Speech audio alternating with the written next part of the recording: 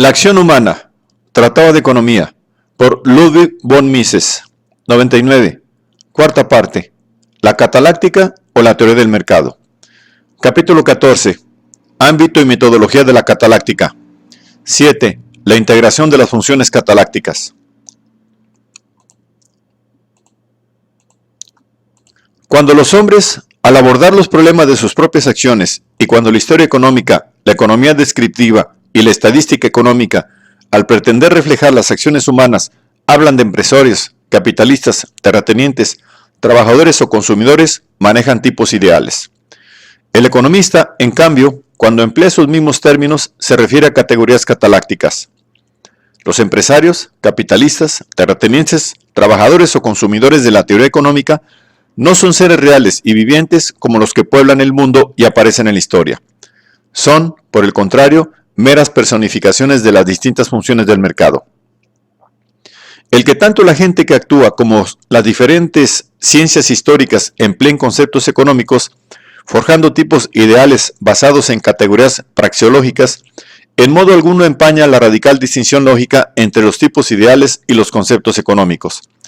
Estos se refieren a funciones precisas.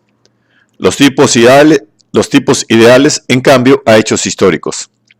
El hombre, al vivir y actuar, por fuerza combina en sí funciones diversas.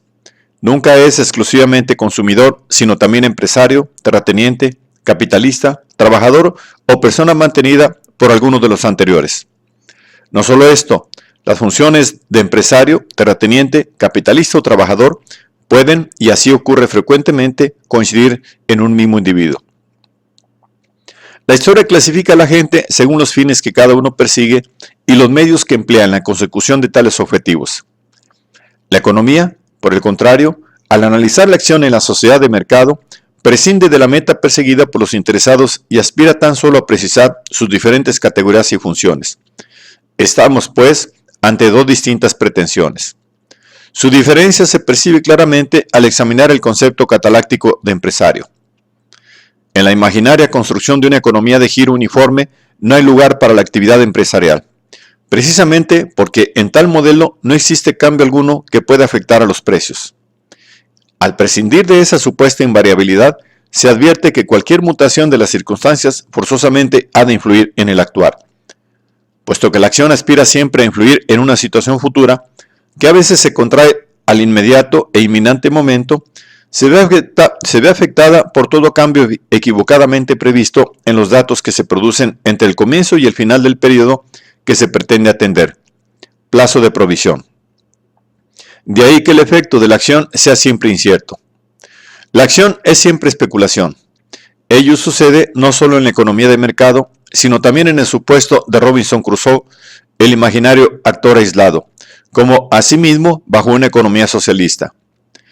En la imaginaria construcción de un sistema de giro uniforme, nadie es ni empresario ni especulador. Por el contrario, en la economía verdadera y funcionante, sea la que fuere, quien actúa es siempre empresario o especulador. Las personas que están al cuidado de los actores, los menores en una sociedad de mercado y las masas en una sociedad socialista, aun cuando ni actúan ni especulan, se ven afectadas por los resultados de las especulaciones de los actores. La economía, al hablar de empresarios, no se refiere a personas sino a una determinada función. Esta función no es patrimonio exclusivo de una clase o grupo. Se halla presente en toda acción y acompaña a todo actor. Al incorporar esa función en una figura imaginaria, empleamos un recurso metodológico. El término empresario, tal como lo emplea la teoría cataláctica, significa individuo actuante contemplado exclusivamente a la luz de la incertidumbre inherente a toda actividad. Al emplear este término, no debe olvidarse que cualquier acción se halla siempre situada en el devenir temporal y que por lo tanto implica especulación. Los capitalistas, los terratenientes y los trabajadores, todos ellos son necesariamente especuladores. También el consumidor especula cuando prevé anticipadamente sus futuras necesidades. Son muchos los errores que pueden cometerse en esa previsión del futuro. Llevemos la imaginaria construcción del empresario puro hasta sus últimas consecuencias lógicas. Dicho empresario no posee capital alguno. El capital que emplea en sus actividades empresariales se lo han prestado los capitalistas. Ante la ley, dicho empresario posee, a título dominical, los diversos medios de producción que ha adquirido con ese préstamo. Pero en realidad no es propietario de nada, ya que frente a su activo existe un pasivo por el mismo importe. Si tiene éxito en sus operaciones, suyo será el beneficio neto. Si fracasa, la pérdida habrá de ser soportada por los capitalistas prestamistas. Tal empresario, en realidad, viene a ser como un empleado de los capitalistas, que por cuenta de esto se especula, apropiándose del 100% de los beneficios netos sin responder para nada de las pérdidas. El planteamiento sustancialmente no varía si se admite que una parte del capital es del empresario, que se limita a tomar prestado el resto. Cualesquiera que sean los términos concertados con sus acreedores, estos han de soportar las pérdidas habidas, al menos en aquella proporción en que no puedan ser cubiertas con los fondos personales del empresario. El capitalista, por tanto, virtualmente, es siempre también empresario y especulador. Corre el riesgo de perder sus fondos. No hay inversión alguna que pueda estimarse totalmente segura. El campesino autárquico, que cultiva la tierra para cubrir las necesidades de su familia, se ve afectado por los cambios que registre la ferocidad agraria o el conjunto de las propias necesidades.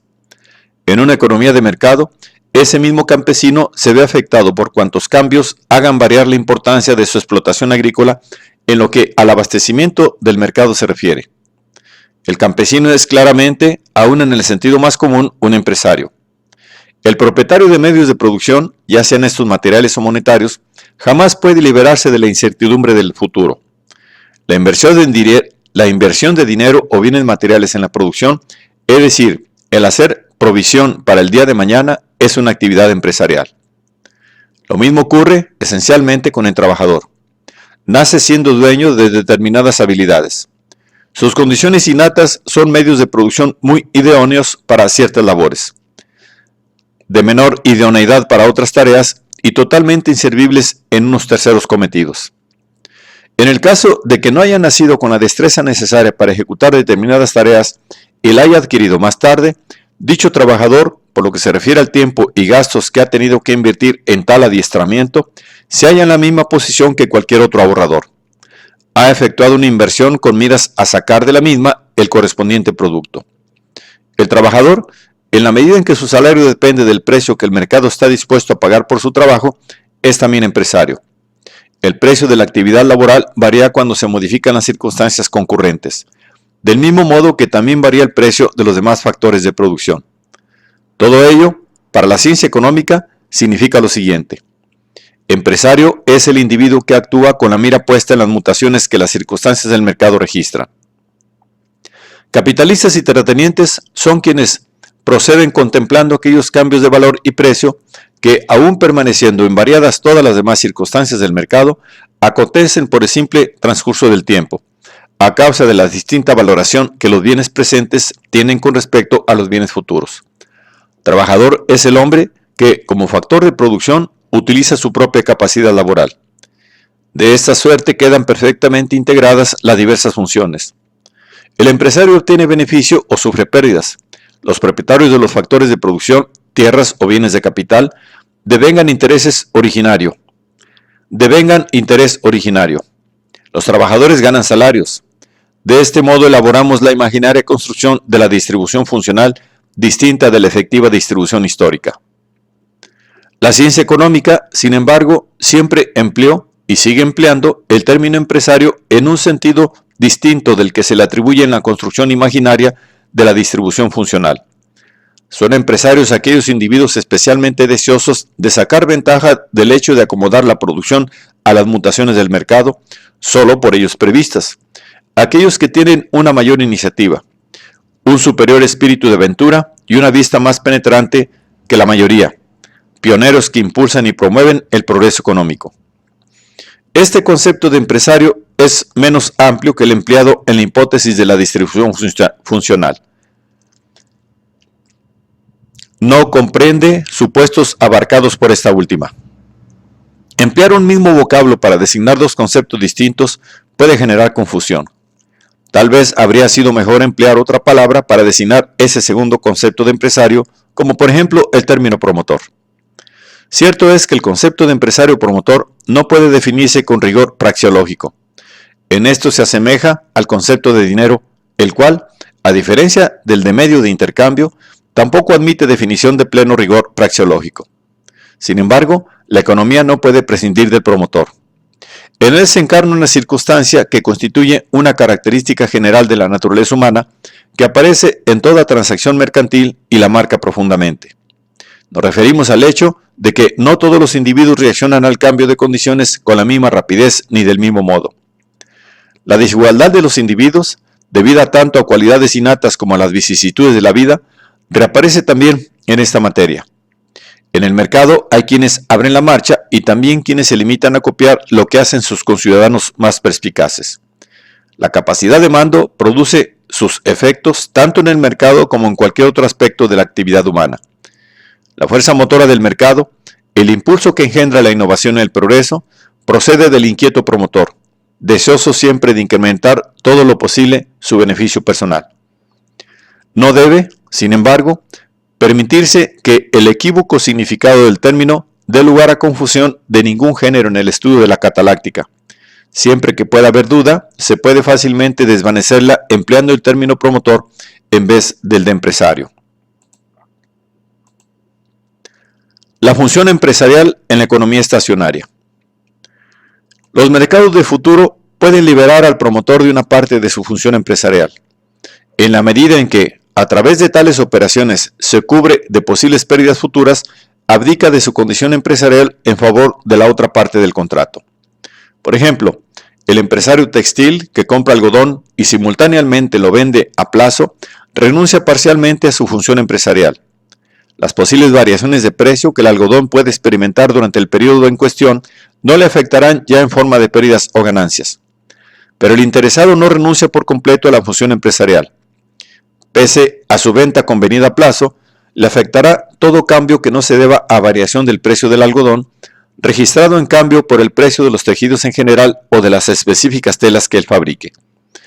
Aun cuando solo trabaje teniendo vendida de antemano, por suma, cierta su producción, seguirá actuando como empresario por lo que se refiere a los fondos invertidos en sus instalaciones fabriles.